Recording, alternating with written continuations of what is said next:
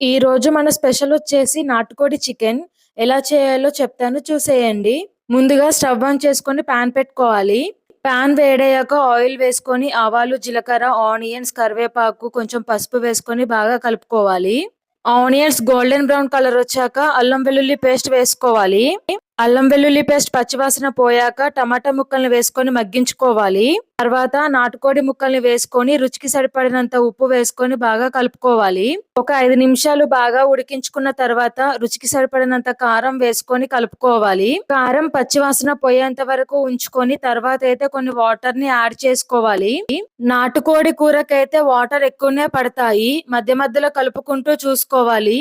ముక్క ఉడకడానికి కూడా చాలా టైం పడుతుంది.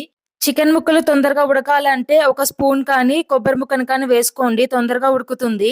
ఫైనల్ గా వెల్లుల్లి, ధనియాల పొడి, మసాలాలు వేసుకొని దంచి వేసాను. టేస్ట్ అయితే సూపర్ ఉంది.